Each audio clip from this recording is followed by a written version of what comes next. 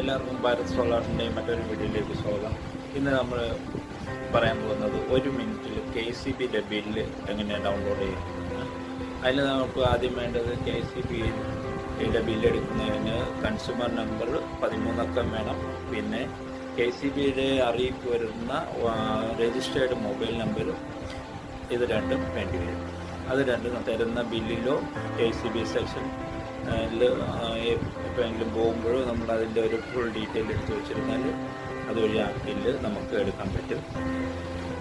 അതിന് എളുപ്പ വഴി എന്ന് പറയുന്നത് KCBയുടെ 13 അക്ക നമ്പർ നമ്മൾ അറിഞ്ഞിരിക്കുകയാണെങ്കിൽ അതിൽ നമ്മുടെ രജിസ്റ്റേർഡ് മൊബൈൽ, അതായത് നമ്മുടെ KCBയുടെ അറിയിപ്പുകൾ വരുന്ന മൊബൈൽ നമ്പർ ഉണ്ടാവുമല്ലോ, ആ നമ്പറിലോട്ട് നമ്മൾ